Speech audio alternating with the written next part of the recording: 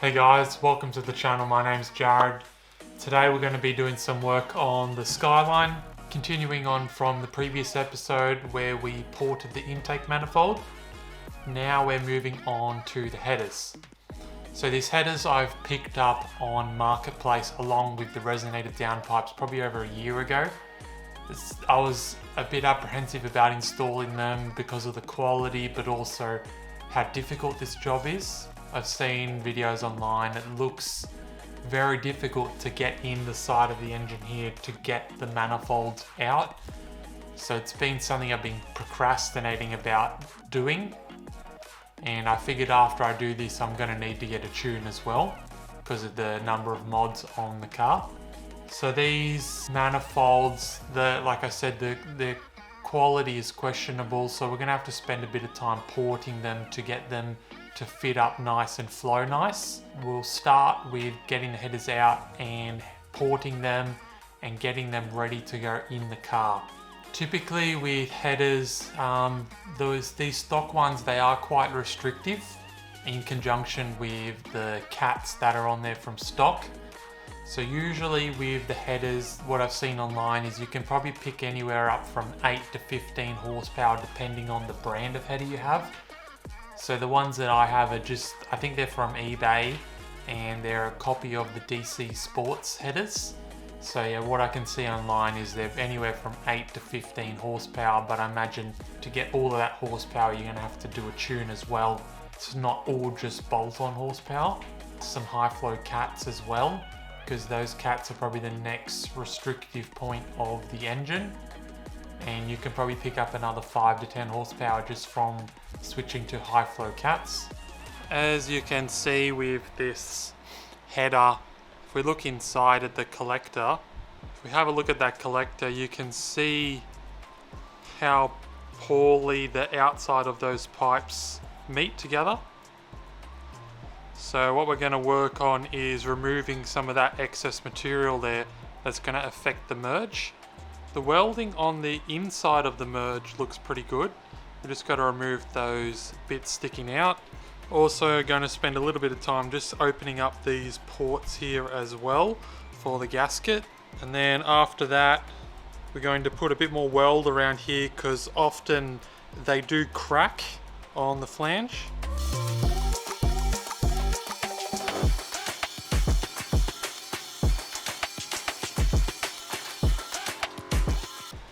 As you can see from here, I've just finished porting out these cylinder intakes here as well.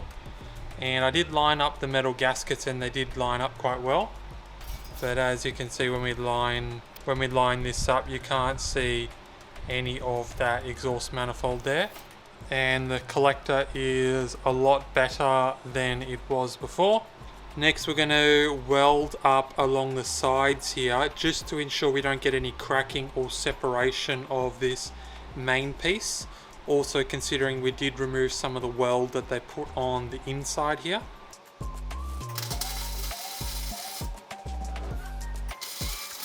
I'm welding this by using tacks as I'm trying to minimize the amount of heat I put in. And as you can see, I'm changing between the runners. So I'm minimizing the heat in one particular spot. This excess heat is going to cause the flange to warp.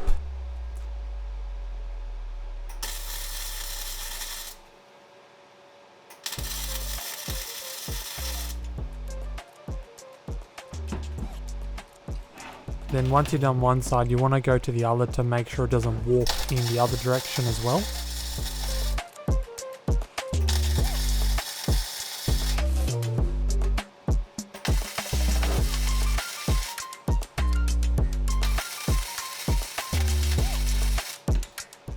What I'm doing here is using a flat file to true up the flange just in case we've warped it during welding to make sure it seals on the gasket properly. How much we need to remove, use a flat edge on a ruler and you can look for light underneath the ruler or even use feeler gauges. I highly recommend these multi-layer steel gaskets as the cheaper ones can blow out.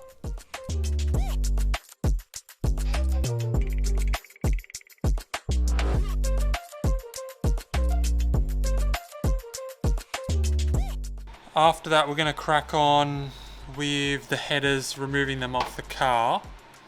This is quite a bit of a job because we're going to have to remove this coolant pipe here on this side to get the heat shield off and the headers.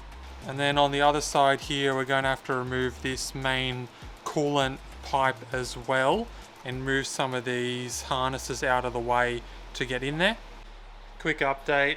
I took out this heat shield on the passenger side here. I ended up giving up on trying to remove this coolant pipe just because where this bolts onto the engine, there's two 10mm nuts, and the one at the bottom is pretty much impossible to get out because of that fitting from the air conditioner compressor. You can't get it from the front and you can't get it from the side, even with a bunch of swivel sockets, and I doubt very much it will go back in. I'm just going to try and struggle here with this pipe in the way and get the bolts on this header first. I've managed to get all of the bolts off from the headers with that pipe in place, and I'll show you the tools I've used because this is what I recommend. First, for sockets, I've been using a 3/8 socket with a 3/8.5 inch adapter, just because the 3/8 socket is a little narrower than the 1/2 inch. And then I've used this little stubby 1/2 inch ratchet. This one has been really good because the head of the ratchet is much smaller in comparison to, say, a normal 1/2 inch ratchet, where this will foul on certain parts of the engine bay, and also the longer handle. You can see how much shorter that one is. You can use this for one or two of the bolts.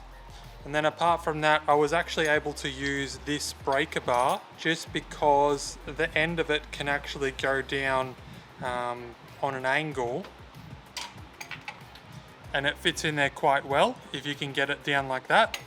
This first bolt at the front is very difficult for the same reason we didn't take the coolant pipe out, because of that fitting down there. Struggling to focus on that one there. The socket hits on the side of it there when you're trying to get it out. So I want to try and finish this side first, so I'm going to go down underneath the car and we're going to take out those bolts on the flange there, and we're also going to disconnect the O2 sensor up the top here as well. There's three 14mm nuts holding this flange on. In my case, I've got these aftermarket downpipes, so it's a little easier and simpler compared to the large, bulky stock cats. I've got better access here around the bolts. The top one, I struggled here. You can see I'm trying the ring side and the open side and I couldn't get it. In the end, I just decided to remove the header and this pipe as one unit.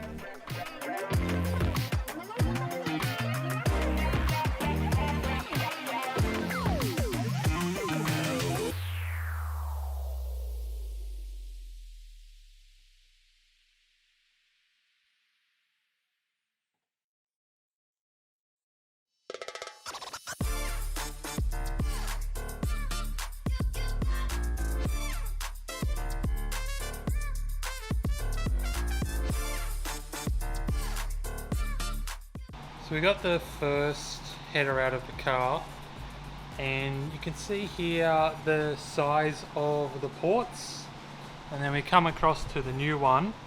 You can see the opening is quite similar, but since I've machined out the inside of this, we don't have that big lip that is on the original ones.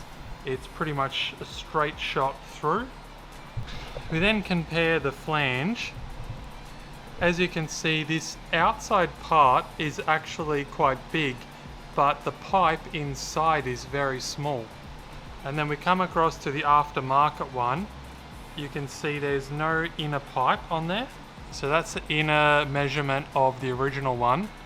And we come across to the aftermarket one, and you can see just how much bigger this pipe is than the original one on the inside here.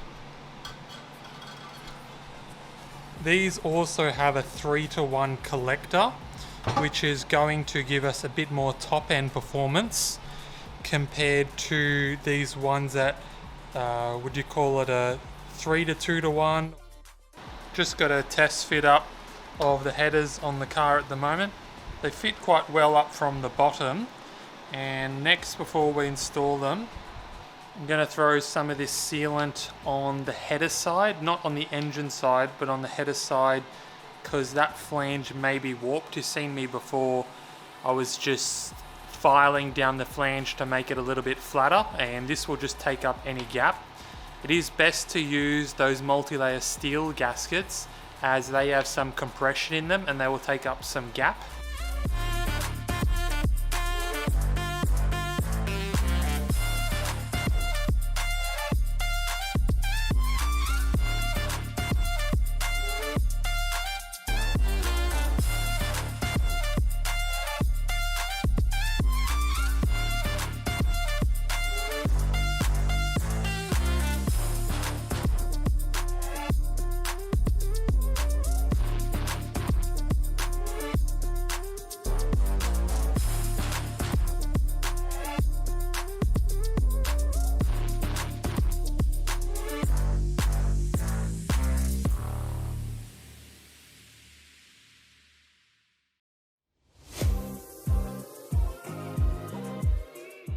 Have an update for you guys.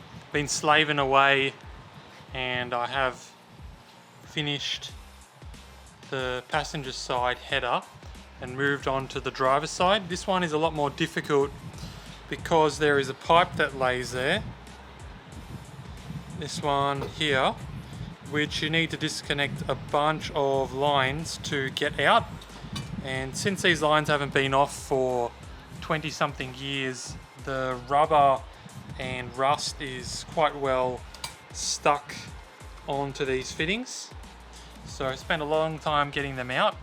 I also disconnected the harness that runs down there, which is this one here for the alternator, oil pressure switch and aircon switch. And you can see the headers are now in. That bracket there, I also had to remove the bolt there to be able to fit the headers up. And they're now bolted up. So I'm going to move on to the rocker covers now before putting that pipe back in, because I believe it may be in the way for some of these bolts that are going to be there. And then we can finish doing the reassembly.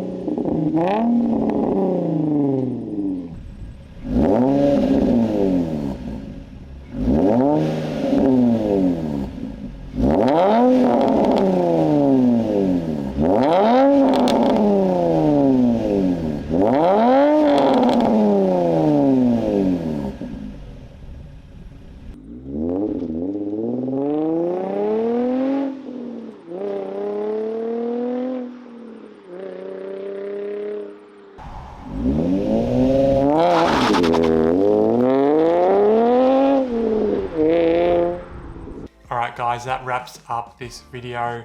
Hopefully it was informative. I definitely did not have fun installing these headers. It was every bit as difficult, if not more difficult, than what I originally anticipated. Trying to get some of those nuts off is very difficult, though it is easier to get off the stock manifolds because of the design than putting the aftermarket ones on. So you can't use a socket on most of the nuts on the aftermarket header just because of how the tubes run. Would I recommend doing this? Definitely. I think there's a big increase in horsepower, but there is a lot of effort for this mod to get that horsepower. And I think if you're not very confident with working on cars, this is not something that I would recommend you do on your own. And I would give yourself a whole weekend to do this, though I did do it in conjunction with removing some other parts of the intake that weren't required. I did did probably take me 6 hours just to do the first one because I had to work out what tools to do, and I thought I was going to remove that coolant pipe, but then I didn't. And that coolant pipe on the other side, because it's never been off, I spent over an hour just trying to disconnect the hoses and get to nuts and clamps and squeeze them off, and it was kind of a bit of a nightmare. And also on the other side, you have to disconnect the steering column as well, which is another pain in the ass too, to get these installed. So following on from this, the next video you can see us do some preventative maintenance. We got some rocker covers, spark plugs, new coils. I got some new radiator hoses and other bits and pieces to put in to tidy up this engine bay. And after that, we'll probably be almost due to go to the dyno as well. If you like this video, give it a thumbs up. If not, I'll see you for the next one.